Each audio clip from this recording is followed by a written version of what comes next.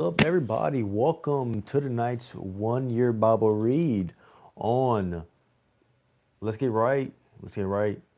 To tonight's Bible read coming from day 328 of our one-year Bible daily read. I just said it the same way backwards, definitely. But what's up? Nice to see you again for another daily read. Um, Let me get to today's word. Today's the 22nd, so that means we're reading from the 24th. If you're new here, if you don't know what we're doing, we do this every single day. We're doing it for 365 days in a row. I'm on day 328 of those days. So we only got a little ways to go now. We only have a little ways to go now. Um, the journey is starting to come to an end. It's getting closer and closer by the day, right? It's crazy to think about. It's crazy to think about. I started this December the 29th last year, or December the 30th, December 30th, and I read, yep, December 30th last year. It's crazy. But further ado, everybody, let's get into it because I have something to do with my wife after this. So we just got to do the read and we're going to go about our way. But let's get into this word, though. Okay, so coming from Ezekiel 47, 1 through 48, going to verse 35. And then we're going to follow it up with 1 Peter 2, 11 through 3. And then Psalms 119, 49 through 64. And we're going to wrap up with Proverbs 28, 12 through 13. All right. All right. Okay. Sorry. I'm going to slow down in a little bit of a hurry here. But we're going to take our time with the word. So let's get right into it. Ezekiel 47, 1 through 48, going to verse 35. In my vision, the man brought me back to the entrance of the temple. There I saw a stream of there I saw a stream flowing east from the door of the temple and passing to the right of the altar on the south side.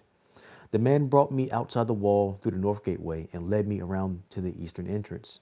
There I could see the water flowing out of the south side of the east gateway. Measuring as he went, he took me along the stream for 1,750 feet, and then he led me across.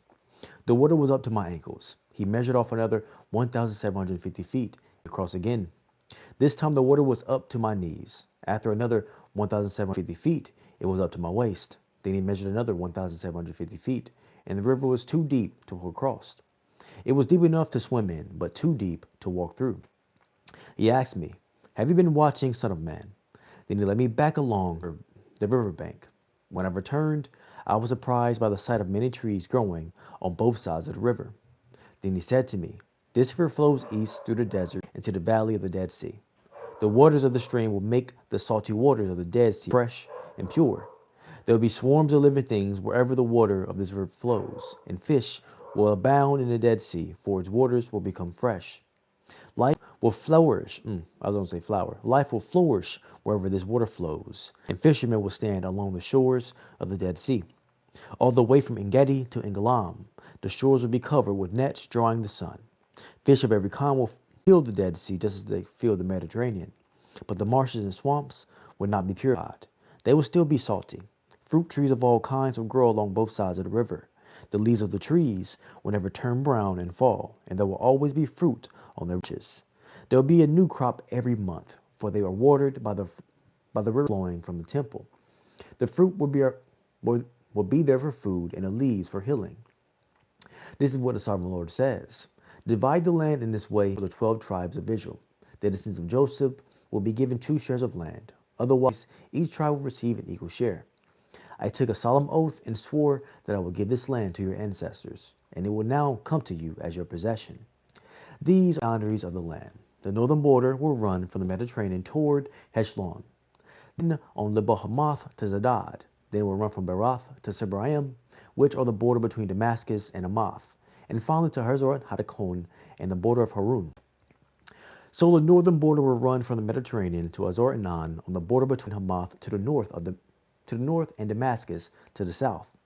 The eastern border starts at a point between Haran and Damascus and runs south along the Jordan River between Il and Galeed, past the Dead Sea and as far south as Tamar. This will be the east border. The southern border will go west from Tamar to the waters of Meribah at Kadesh, and then follow the course of the brook of Egypt to the Mediterranean. This will be the southern border. On the west side, the Mediterranean itself will be your border from the southern border to the point where the northern border begins, opposite of Lebo Hamath. Divide the land within these boundaries among the tribes of Israel, and distribute the land as an allotment for yourselves and for the foreigners who have joined and are raising their families among you. They will be like native born Israelites to you and receive an allotment among the tribes. These foreigners are to be given the land within the territory of the tribe with whom they now live. I, the Son of the Lord, have spoken. Here is a list of tribes of Israel and the territory each is to receive. The territory of Dan is in the extreme north. Its boundary line follows Hethlon road to Lebo-Hamath and runs onto Hazar Enan on the border of Damascus with Hamath to the north. Dan's territory extends all the way across the land of Israel from east to west. Asher's territory lies south of Dan's and also extends from east to west. Naphtali's land lies south of Asher's, also extending from east to west. Then comes Manasseh, south of Naphtali, and its territory also extends from east to west. South of Manasseh is Ephraim, and then Reuben, and then Judah, those whose boundaries extend from east to west. South of Judah is a land set aside for a special purpose. It will be 8 1/3 miles wide and will extend as far east and west as the tribal territories, with a temple at the center. The area set aside for the Lord's temple will be 8 1/3 miles long and 6 2/3 miles wide. For the priests, there will be a strip of land measuring 8 1/3 miles long by 3 1/3 miles wide, with the Lord's temple at the center. This area is set up for the ordained priests, the descendants of Zadok, who served me faithfully and did not go astray with the people of Israel and the rest of the Levites. It will be their special portion when the land is distributed, and the most sacred land of all. Next to the priest territory will lie the land where the other Levites will live. The land allotted to the Levites will be the same size and shape as that belonging to the priest, 8 1/3 miles long and 3 1/3 miles wide. Together, these portions of land will measure 8 1/3 miles long by 6 2/3 miles wide. None of this special land may ever be sold or traded or used by others, for it belongs to the Lord. It is set apart as holy. An additional strip of 8 1/3 miles long by 1 2/3 miles wide, south Sacred Temple area will be allotted for public use. Homes, pasture lands, and common lands, with the city at the center. The city will measure 1 1/2 miles on each side, north, south, east, and west. Open lands will surround the city for 150 yards in every direction. Outside the city there will be a farming area that stretches 3 1/3 miles to the east and 3 1/3 miles to the west. Along the border of the sacred area, this farmland will produce food for the people working in the city. Those who come from various tribes to work in the city may farm it. This entire area, including the sacred lands and city, is a square that measures 8 1/3 miles on each side. The area that remains to the east and to the west of the sacred lands and the city will belong to the prince. Each of these areas will be 8 1/3 miles wide, extending in opposite directions to the east and western borders of Israel, with the sacred land and the sanctuary of the temple in the center. So the prince's land will include everything between the territories allotted to Judah and Benjamin, except for the set aside for the sacred lands and the city. These are the territories allotted to the rest of the tribes. Benjamin's territory lies just south of the prince's land, and it extends across the entire land of Israel from east to west. So Benjamin's territory lies of Simeon, also extending across the land from east to west. Next is the territory of Issachar, with the same eastern and western boundaries. Then comes the territory of Zebulun, which extends across east to west. The territory of Gad is just south of Zebulun, with the same borders to the east and to the west. The southern border of Gad runs from Tamar to the waters of Meribah at Kadesh, and then follows the brook of Egypt to the Mediterranean. These are the allotments that will be set aside for each tribe's exclusive possession. I, the Son of the Lord, have spoken. These will be the exits to the city. On the north wall, which is 1 1/2 miles long, there will be 3 gates, each one named after a tribe of Israel. The first will be named Reuben, the second for Judah, and the third for Levi. On the east wall, also 1 1/2 miles long, the gates will be named for Joseph, Benjamin, and Dan. The south wall will also be 1 1/2 miles long, and will have gates named for Simeon, Issachar, and Zebulun. And on the west wall, also 1 1/2 miles long, these will be named for Gad, Asher, and Naphtali. The distance around the entire city will be 6 miles, and from that day, the name of the city will be "The Lord is there." And let me read chat really quickly. Sorry, the words are so tiny, man. After reading words and then going back to read other words is just So such a small screen. What's up, Dennis? What's up, people? How you doing, Chris? How you doing, Lauren? Chris with a K. How you doing? Hey, everybody over here in TikTok land. How you doing? Nice to see you. Nice to meet you. Oh, oops. What does 6 even mean? Can somebody please explain that to me, please? I really appreciate it. And then while you're explaining that, I'm gonna go ahead and get into our next word. So we're gonna get into 1 Peter 2:11 through 3, go through verse 7. All right. Dear friends, I warn you as a temporary resident foreigners to keep away from the worldly desires that wage war against your very souls. Be careful to live properly among your unbelieving neighbors. Then even if they accuse you of doing wrong, they will see your honorable behavior and it will give honor to God when he judges the world. For the Lord's sake, submit to all human authority, whether the king as head of a state or the officials he has appointed. For the king has sent them to punish those who do wrong and to honor those who do right. It is God. It is God's will that your honorable lives should silence those ignorant people who make foolish accusations against you. For you are free, yet you are God's slaves. So don't use your freedom as an excuse to do evil. Respect everyone and love the family of believers. Fear God and respect the king. Excuse me. You who are slaves must submit to your master with all respect. Do what they tell you, not only if they are kind and reasonable, but even if they are cruel. For God is pleased, conscious of his will, you patiently endure unjust treatment. Of course, you get no credit for being patient if you're beaten for doing wrong. But if you suffer for doing good and endure patiently, God is pleased with you.